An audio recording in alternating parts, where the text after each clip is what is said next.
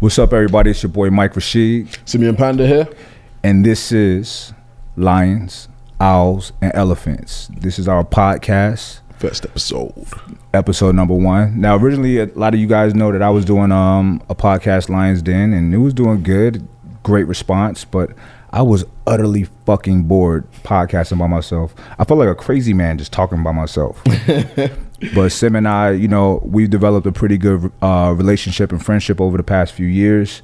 He's somebody I really like. We sit and talk for hours, and we decided, fuck it, let's do it together. Yeah, man. For me, podcasts is still a new thing for me. I don't really watch any, but I know that I like to talk. Right. So if it just involves me sitting talking, let's talk. You know what I mean? Yeah. See, the beauty of a podcast is no rules. We are talking about what the fuck we want to talk about, how the fuck we want to talk about.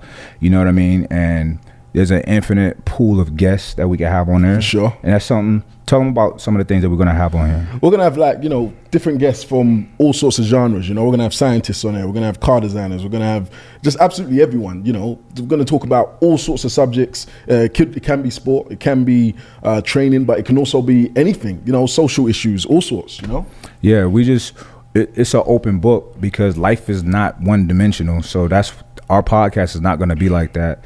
We're going to talk about everything, like he said, and we're going to have some pretty famous guests on here, but also guests that you may have never heard of, but we think are pretty dope. And we want to, first of all, ask them a bunch of questions and learn from them, but also share with you. Even people y'all think is bizarre, like strange shit we might have on here, just because there's a lot of shit, bro, that fucking fascinates me.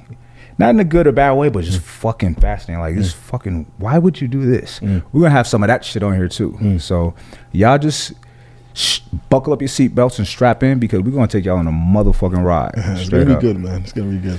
So check it out. So for the people who don't know, I'm sure not everybody knows Sim and not everybody knows me. So let's do this. Let's ask each other a few questions just to get the audience to know us. It's just the first episode.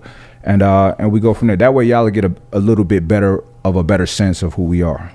So Sim, let the people know who you are, where you from, how you got to where you are right now.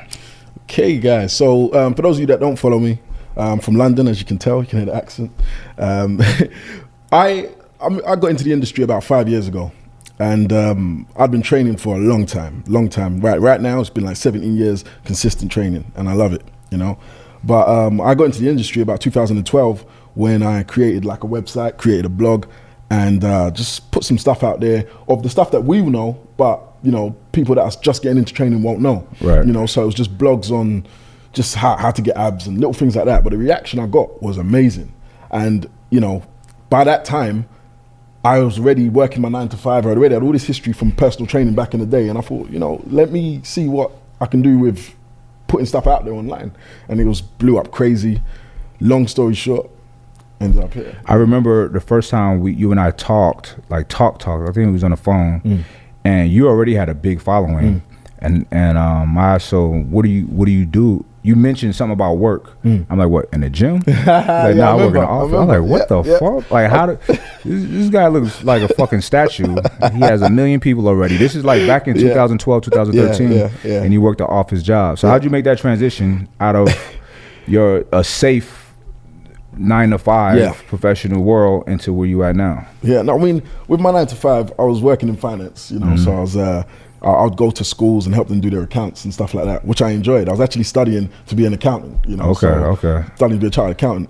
And, but at the same time, I'd been a PT for a couple of years before. Right. And I'd been training for, at that time, been training for 10 years, you know. So, and I kept up my training throughout, school, college, uni, and it was just something I loved, so I thought, let me put some of my experience down on paper or on the computer and just, spread some knowledge. So initially what I did was I just put blogs out, and when I put those blogs out, people reacted to them, I think I posted on Instagram, posted on Facebook, and, the reaction was great. So I thought, let me do an ebook, let me put an ebook together. In fact, loads of people don't know this. I don't even know if you know this. I've said it to you before, but you probably just went over your head.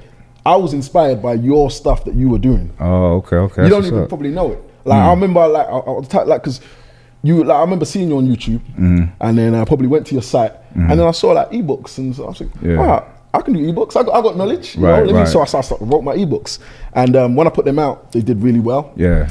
It got to the point where, you know, I was doing as well with my ebooks as I was at work. Then doing Ain't better. that some shit though? It's crazy. I was shocked. Bro, all right, so look, when I started doing ebooks, people have been telling me you need to do ebooks, right? And I was like, okay, for sure. But I was always busy. Like at that time, I'm super busy because I was still training people, like going to the gym every day to train people. But I still had like YouTube was going on, like a lot of shit was happening. And I started my supplement company already. So I was stretched out with time. So a lot of people don't know, some people know, I had some legal issues from the past that I had to go deal with. And that sat my ass still in college, AKA jail, right? So I'm like, fuck, I got time. Let me just write these ebooks now. So I started writing them in jail. Oh, snap. I would write everything out, mail it out, get it typed up, boom, put it out. The first one I made, you know, a lot of money off of. I'm like, okay, let me keep doing it. This is easy, you know. And I was putting my exactly what I did, my programs. Same with me, And I would write that in there, like these are my numbers, scale it to your body, yada yada yada. And I enjoyed it. You know what I mean? So, and the ebook is digital. You don't have to produce anything. That was my thing. It was like I was still working my 9 to 5. I'd already been a personal trainer for like 3-4 years. Right. I didn't have the time, obviously, to be training people, but I still had knowledge, you know. I have all this knowledge, let me share it in a way that I can get to more people. And that's what I did, you know. And the other thing that is really important is my history from schooling was graphic design. Right. That all came into play because you know how you said you mailed it to I designed it. I didn't have no fucking computer in jail. So of course. I'm writing shit out. Okay, of course. I'm carving it out on rocks. No, but for me, like I wrote it, then I designed it, then I designed the website and put it all up. So the design skills came into play. So you self-sufficient. See, that's one thing. You have to hire less people. Of course. You know what I'm saying? So that's good. But then the funny thing was, it's all about time management because I was like at work doing this. So I would be at work and on my lunch break, I'm working on my ebook. At one point, they got us 2 screens. Right. And they didn't know. They thought, we're going to up your productivity. And I was like, you damn sure you are. Right, you know? Right. And then eventually I had one screen doing my design work, the other screen working on what I'm supposed to be working on. See you, so on, like you say, on my lunch break, I'm still working on my other shit. Oh, yeah. That's what people don't understand. When I started like my supplement company, when I started my first product, I was working my 9 to 5, right? No, my shit was a 6 to like 8, 6 in the morning, like 8, 9 at night. So no, 5 in the morning. I used to open a gym. So what I would do, I don't have a chemistry background, but I would every day. I'm taking pictures of the backs of different supplements, the stuff that I liked, and every day when I got home, I'm on my computer researching these ingredients.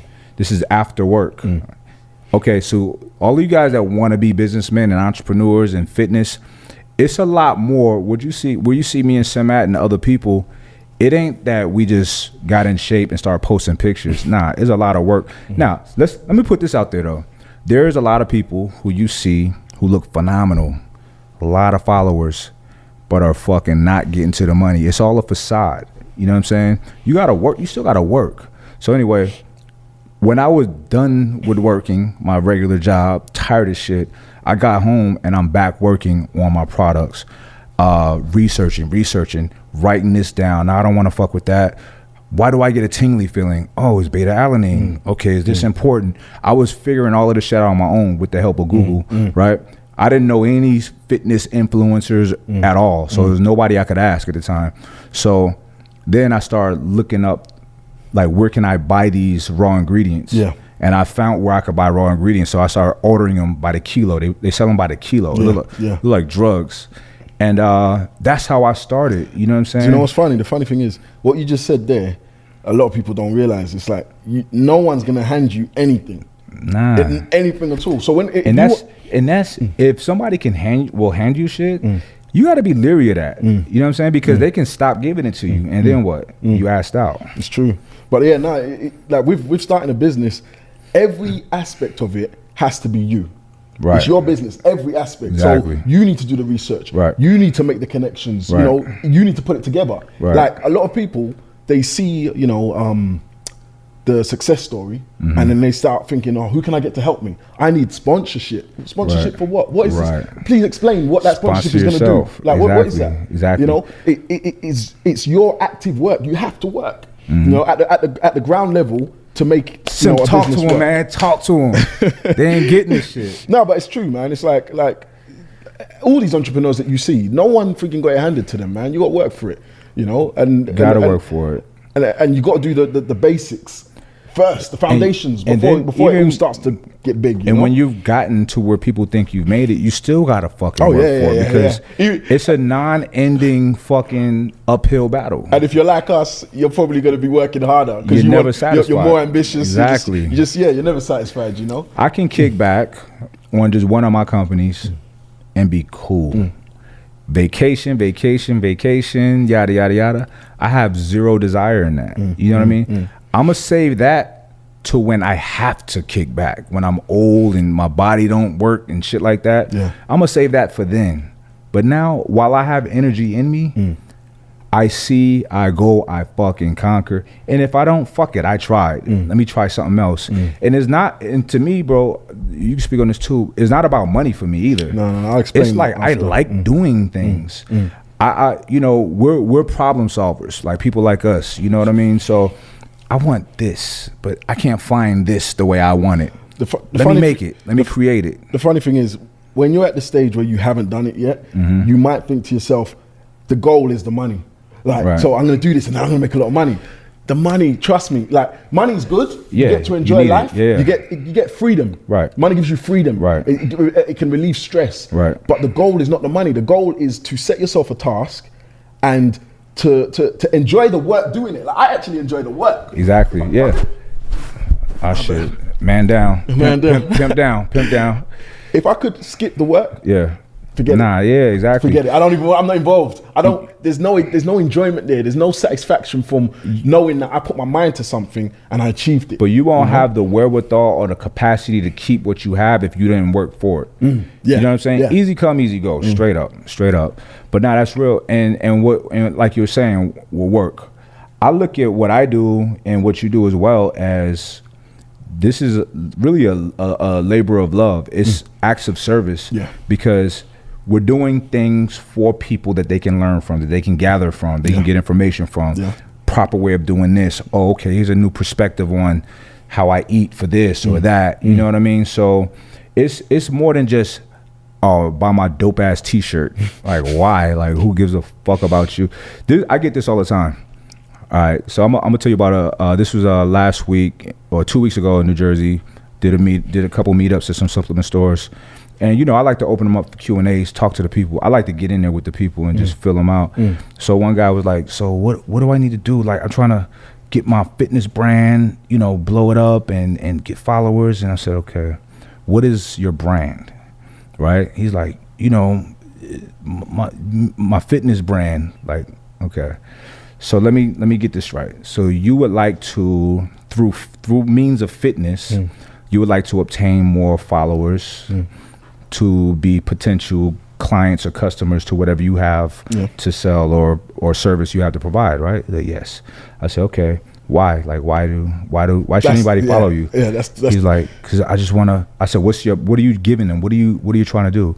He says, well, I just wanna, like, I want people to get in shape and da-da-da-da. I'm like, do you really care if people get in shape? Like, yeah. I pointed to some guy across the street. Do you care if that motherfucker right there is in shape or not? Yeah. I'm like, come on, man. Do you really give a fuck? Because I'm gonna tell you right now, I don't. I said, I don't care if you're in shape or not. Let's just be honest, right? So I just want to tell, it's just about, let's be real with ourselves, right? Now, you don't really give a fuck if everybody's in shape or not. Just like the entrepreneurs on Instagram and social media, I want you guys to be millionaires and did it. Like, no, you don't, bro. Knock it off. You don't give a fuck. It's impossible for everybody to be millionaires. So what I was trying to, like, I'm telling them, like, don't grab these fucking narratives that's just out there. You think that's a thing to say because it's fucking annoying, right? And you're gonna look like an idiot. And no one believes you. No one believes you. You need more people. But you know, but it's like, let's just be real. Like, I know me personally, I feel like when I learn things, it's an innate thing in me to share it, right? If I experience some dope shit, let me tell you. All right, I'm gonna give you this analogy. Like, all right, yo, you tell me, Mike, me and Shan, we just moved out here. We want to go get something to eat. You know, any dope restaurants, bro. Go to such and such and such and such. Trust me, you go. It's fucking dope. You hit me like, feedback. Yo, that was dope. Good looking out. That's a little gratification for me. So it's the same with like, I feel like when I'm like telling people, yo, try meditation, bro. And they try it and they like, yo, that shit does work. You feel like you've done this. It feels good. You know what I'm saying? For me, with the, like when I get those questions about, I want to do this, I want to do that. Like I have the same feeling. I want to say why, like why? Because I know my reason. And let's be honest, like you said, I didn't sit there that when I was doing my 9 to 5 thinking, I want to make people's lives better and working hard. No, my thing was, there's a term that, like colloquial term we use in the UK called gassed. Gassed means that you're super excited about something. Right. Yeah, we use that too. Use that as well. Yeah. I'm gassed about training. Right. I like it. I get mad hyped about training, mad passionate about it, and that's all it is. And that's for me. I just want to share that. I want other people. I want other people to get as gassed as I am about training. But in the years that I've been doing it, I've learned how beneficial it can be to my life. So I want them to get those benefits as well. Do you understand? Exactly. But that's my truth, and that's what I put out there. And you're saying, you got all these millions of followers. Why is it? I think that's the reason why. Because I'm mad passionate about it, and I can infuse other people to be passionate about it. So like, when I'm posting something and I'm going crazy on a weight and I'm talking about, like I'm about to hit my PB, I'm doing this, I'm using this tool strategy to do it, it gets people gassed. It gets them energized and what they want to go and do it. And then I talk about the benefits of how it's helped my life and helped me structure. So, and then that's a positive that they can also get in their lives. But it's not a case of me, some do-gooder thinking, I just want to change people's lives. I've experienced something, it's benefited my life, it makes me happy. I want to share that with you, and that's what I share. You know, so. And then I have to bring people. I'm like gravity to people a lot, especially people around me. I've seen you when they're like, I want to do this. I'm like, a friend of mine, a young lady said, I just want to do like you do and just inspire people. I said, you need to get your life together first. You know what I mean? So, because this friend, she's just a fucking mess. You know, so it's like, people out there in the world, this is a real serious message right here. Stop trying to save the world when your fucking world is in chaos. You know what I mean? Straight up. You got to be honest with yourself, and it's okay. Shit, my life was in I was living in hell for a long time. You know what I'm saying? I got myself out of it. You got to get yourself out. You, not me, not Sim, not anybody. Get yourself out of the shit that you're in. Then you have something to talk about. And it'll be a more natural thing. You won't be trying to, see, this is the thing with me, bro. Like, I respect whatever people do, however people want to live and hustle to get whatever. But all I know is my experience in, let's say, this fitness entrepreneurial space, right? And I never tried to, this wasn't the thing that I sought out to do. Likewise, It was just, I'm training. I had a YouTube channel only to track my clients' progress. I had a YouTube channel just to post like stuff that I could look back on later on and say, that's what it was. See, that's what it was. Yeah. So I figured instead of like a picture of how you used to look, we did that too. But I got a video of when you can only do one pull up. Now you can do 10 or 15. You know what I'm saying? Same with squats, whatever. So I was doing that. That was helping me get more clients. And then every now and then I would post me working out, and people seem to like that shit. You know what I'm saying? So it grew from there. So it wasn't like, I'm gonna hit up Simeon Panda and see about us collaborating so I can get his followers, he can get my followers. You know what I mean? I never in my life did I do that. It was funny because the more popular I got, like say YouTube, social media, a lot of people was reaching out for collabs, and I didn't know who these people are. These are people who are people, and I'm like, people were like, yo, so and so wanna talk. I'm like, who the fuck is that? You know what I'm saying? And I would meet people like big name people right now, like at expos, and like, hey, I'm so and so. What's up, bro? And I'm like, how you doing, little man? Like, you know what I mean? So it was people who I knew who it was, like Ulysses. I paid, like, y'all motherfuckers was popping. You know what I'm saying? So, and y'all motherfuckers was always in phenomenal shape. So me, Big Rob, we used to always talk about just y'all two. You know what I'm saying? And then there's people like Michael Hearn, like old school people like that. But for the most part, I didn't know who anybody was. I didn't know nothing about this fitness shit. So that's why when people were like, well, how long you been in fitness? I'm like, really? Like fitness all my life. 'Cause I've been an athlete. I've been active all my life. But I guess this industry started engulfing me in around the same time, 2012. Same time, yes. A crazy year, man. Yeah. That was a real. It was a cool time, right? It was cool, like being birthed into this shit. Yeah. You know what I'm saying? Yeah. Tell me what your first experience was like when people was like knowing who the fuck you were. And I'm gonna tell you mine. My first experience was a lot of these guys will know Tabby. Tabby Castro, who owns Body Engineers. Okay. So we both went to FIBO for the first time. And we both met at FIBO for the first time. A friend of ours put us together to meet up over there. Right. So we're walking around this expo just to get a feel of it. FIBO, for those of you who don't know, is like the biggest. I think it's one of the biggest in the world. Right. It's huge. Yeah, I think it is. Yeah. So we're walking around FIBO, and I'm getting people coming up to me saying, "Yo, you're Simeon Panda," and I'm like, "Wow, like." Yeah, like they want to take pictures and stuff, and that was the first realization that what I had been doing was having an effect, right? Because people were coming up to me, and before that, it never happened. I just didn't understand why they were, but I left infused. I think Tabby did as well. Left infused after that, after the day that we spent at FIBO, thinking, there is something here. There's definitely something here. You know? So that was the first time for me. And I think it was literally after that that I went back and decided to do my ebooks and decided to do my website and stuff, because I thought, wow, these people. And before that, I'd probably just been putting stuff out on. I don't even know what platforms were out. Facebook. But Facebook possibly like that. But you know, that was when I first had a reaction that people were interested in what I'm doing. You know? So I got sponsored by Better Bodies like early in the game. And when they approached me, I'm like, I guess. It's just that I happen to work at a gym that was very popular, Metroflex Long Beach. Shout out to Eddie Abakoff, that's my boy. But that's where like me, CT, Big Rob all came together, right? I came there because of you. I used to watch the videos. I'm like, that looks like the spot. These guys are killing weight. I need to go over there. I was the vibe. It was so fucking pure back then. So anyway, we would have like all the magazines was shooting at the gym. So one of them in particular, Pavel, he had a big weeder. He was the weeder guy. So Muscle and Fitness, all of the magazines. So he would always like compliment me, like, man, you look great, man. You're in good shape. You just look different. Like there's nobody like you, whatever. I'm like, all right, thanks. I like that's kind of weird, but whatever, thanks.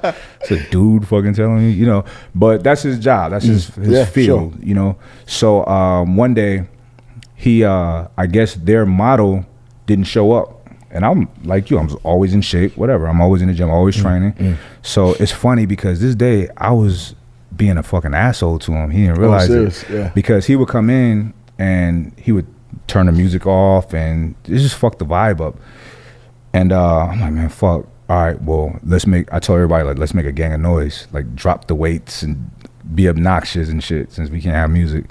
And I'm the ringleader always, and I'm doing this shit. And then he comes up to me like, hey man, our model didn't show up. I really like your look. Would you be interested? I'm like, fuck, I feel like an asshole right now. Like, I'm here being petty, you know what I mean? But it just teaches you not to be petty. But anyway, I said, yeah. He said, let me take a picture of you. I'm gonna send it to New York. See if they say, yeah, we'll do it. Boom, did it. So I did this big ass spread in Muscle and Fitness. Dope. Right. And then they kept booking me for more fitness modeling gigs or whatever. I actually stopped doing it because that's not my thing. You know what I'm saying? How so? I just don't enjoy photo shoots, for one. They're not fun. They're not fun. They're not fun at all. And people look up to me. A lot of people kept asking me, what do I just want to be whoa. We got ghosts up in this bitch. All right, for those who can hear us and can't see us, the lights just went out.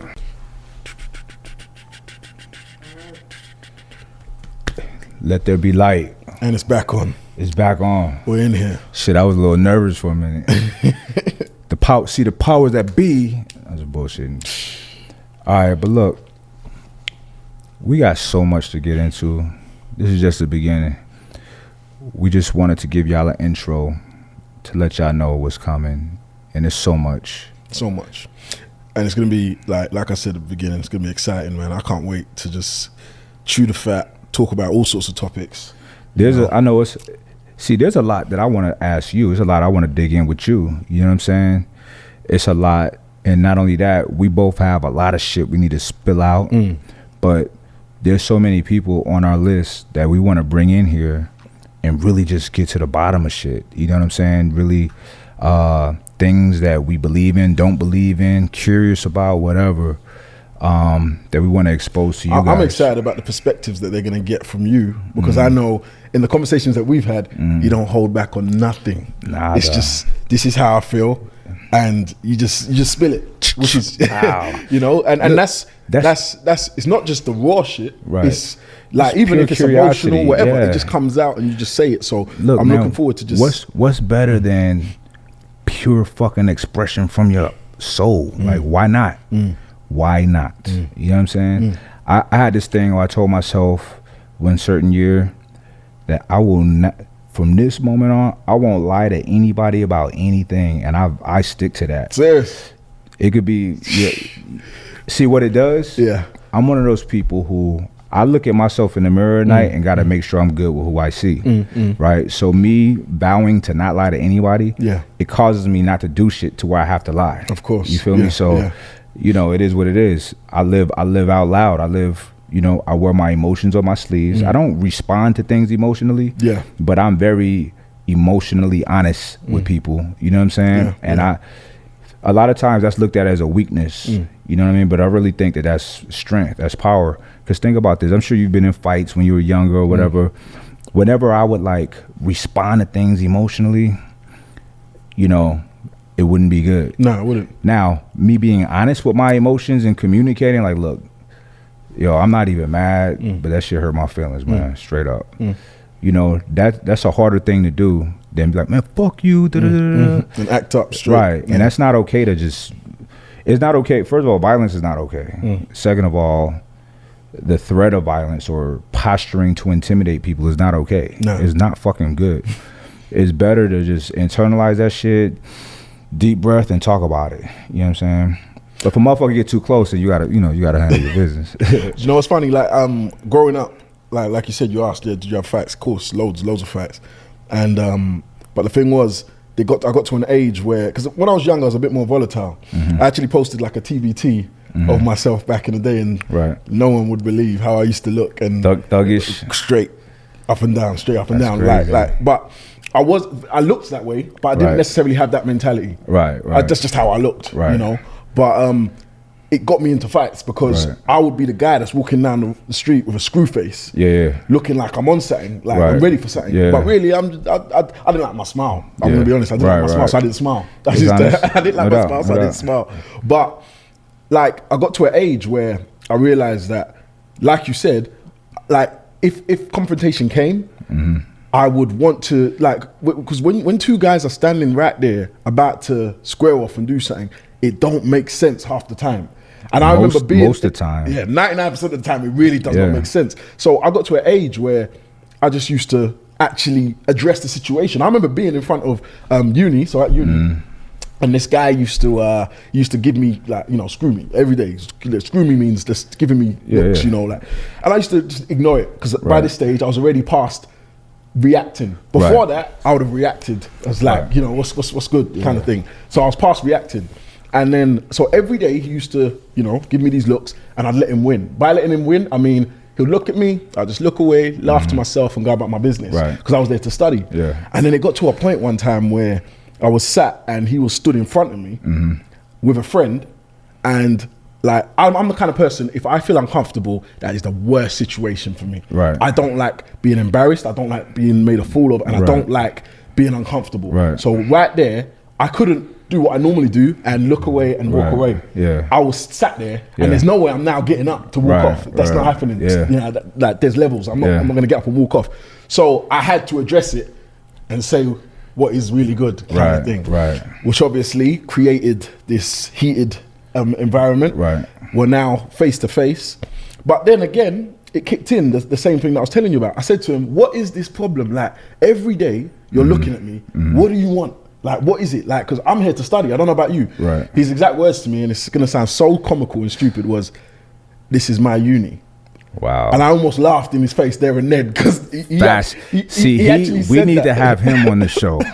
Okay, let's talk about this. Is yours? In what way? You know what I mean? Wow. My response to him was, I laughing. I said, yo, bro, have your uni, man. Like, I don't know what you want. I'm here to study. The funny thing was, by this time, I'd already started training. Yeah. So the reason why his eyes was on me and no one else in this uni. Sizing you up. He was sizing me. I was already big. He was big. He was like, you know, he hit the gym. So he's looking at me thinking, that's my competition. Okay, so not knowing that I don't give a like shit what he's doing. Real predatory. Yeah, exactly. This is my shit. No other alphas. The funny thing was, when he, you know, said, this is my uni, and I said to him, have your uni, I'm here to study, it threw him off completely.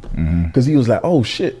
Like, oh, like, so you don't want to, like, we're not going to work for this? For what? You don't own the uni, bro. Okay, like, tough guy. Okay, tough guy. But the funny thing was, at the same time, I was battling myself with my ego and my pride. Right. So in my stance, I'd taken a stance of we're about to rock. Right. Because his friend said, yeah, but look at your attitude, because now I'm clenching my fist. Right. I'm cool to just walk on, Yeah. but I'm ready to rock. Yeah. Both of you if we have to. Right. Not that I want to, but the pride thing was saying, you know, yeah, I've said my piece, but I'm not a dickhead. Right. You know, like, we're gonna, if we have to. Yeah, you know? yeah. So then the good thing was, eventually, you know, the whole situation didn't make sense. Right. And we agreed to just go about our business. Right. The funny thing was that later on, those two guys, you guys won't know about it, but in the UK, there's a program called Crime Watch.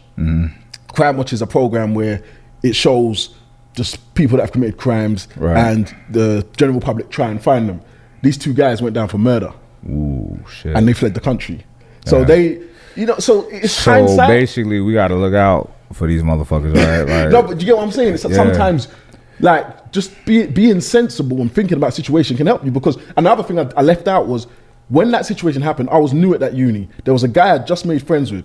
He came up to me and he said to me, anything is anything. Now, when he said anything is anything, that statement meant, if you want to do something here, I've got you, kind of thing. Yeah. And the way he did it was so sly, it was so dope. He walked past me, whispered it, anything is anything. Just saying, if you want to do something with these guys, I got you. I'm here, I got you, kind of thing. But I just met him, so he, you know, it's a bit like, oh shit. Like, and anyway, when we were outside talking, he told me later on when they left, one of them had a knife and he pulled out a knife. So if I imagine I hadn't then spoke in the way I'd spoke and we'd got to rocking. These guys, like crazy, I said, man. 2 months later, they went down for like murder. See, back then, if somebody had a knife, yo, I could tell you some stories, but if somebody had a knife and I found out, I would go back like, oh, so you got, what's up? I've had worse Pull than it out. that. Pull it out. What do you got? Nah, see, nah. You know what I mean? I've had worse than that. I've had a gun pulled on me in the gym. I've never told this story. I'm not even going to get into it. Yeah. But I've had worse than that. I've had a gun pulled on me in the gym, and in UK, that's not common for people to have guns. It's not common at all. It's not common at all. But in terms of letting it slide, like I said, there's times you have to be sensible and just let it go. Because I let that go. That was years ago. I'm still here today. I'm still living nice. It could have gone a lot different, you know. And it's never important. It's never meaningful issues. No. Now I tell you this. I'll be 100% honest with you. I had a not too long ago. I failed the test. Right. I'm at the DMV and my friend Celeste. Shout out to Celeste. We gotta have her on the show. She's dope. Yeah. Okay. Yeah. We're sitting there at the DMV. We're talking, not loud, just like how somebody would talk, and recognizing that there's people around us. And this guy moves from. He's on the same aisle as us, and he said, "There should be a sign in here. There should be a sign in here against people talking." Then he sits across to stare at me. I'm like, wow, fascinating. So I'm like, I said, excuse me? Yeah. I said, am I not allowed to talk? Like, so he's staring at me. So I just stared back. You know what I mean? So, and it's like, when people jab at me, I can jab back. And it hurts more because I come from a volatile upbringing. And then I grew up in a volatile sport, combat. Like, so with combat, with boxing, a lot of it is psychological, right? So you want to get in this guy's head. So you're staring, you're fucking with him. So I'm like, all right, you don't want to play this game with me. Because I'm thinking in my mind, I'm thinking I'm mentally and physically superior to you. I will hurt you. And I know how to fuck with you more than you can probably fuck with me. So I'm going to make you very uncomfortable. Because he did make me uncomfortable. As cool as I was playing it, my heart was like... that fight or flight response was kicking in. My adrenaline was sky high. And I'm trying to subdue it, but I gave him what he was giving me. And, he backed down and looked away, and you know what I'm saying? And then I thought to myself, I'm like, why did I do that? That's not okay. Because here is a situation to where this guy, he didn't seem like he had mental issues, but let's say he had mental issues. Or let's say he's a white guy. Let's say he had bad experience with black people, right? How I responded to him will push him deeper into a bad place. Sure, yeah. And I recognize that after the fact. And I shouldn't have did that. I should have recognized, because for one, you got to be kind of, and I don't carry myself like a tough guy at all. I'm not a tough guy. I can be tough if I need to be, but I'm a fucking lover. Ladies, y'all hear that? I'm a lover. I love life and I love people. You know what I'm saying? Yeah. But I get it. I'm a pretty big dude, tatted up. You know what I'm saying? It's got to be strange for this guy to just be fucking just wanting to start shit with me. It's got to be something a little different with this guy, right? So I should have just left that shit alone. You know what I mean? But that pride, that ego, and that emotion makes you want to what's up? What you say? What? So I did a lot better than I would have did in the past, but I still feel like I failed the test because I even entertained it. You know what I mean? I would have never in a million years did anything to this guy unless he attacked me. Sure. And then I would have just fucking. I had something quite similar, but I didn't. I just flipped on someone on a train. This is years ago on a train that was it was in the UK. Getting on the tube was packed. It's probably the same in I don't know, New York, where it's packed. And this person was just like pushing back, and then I just flipped. Yeah, I flipped because they were in the wrong the way that they were pushing, but I flipped, and then I was like. Afterwards, the guy, like you said, cowered a bit, and I thought, nah, do you know what? I can't let this slide. I can't let this situation go. And him thinking, that's. Yeah. So I went back to him. I said, yo, sorry about that, man. Like, apologize.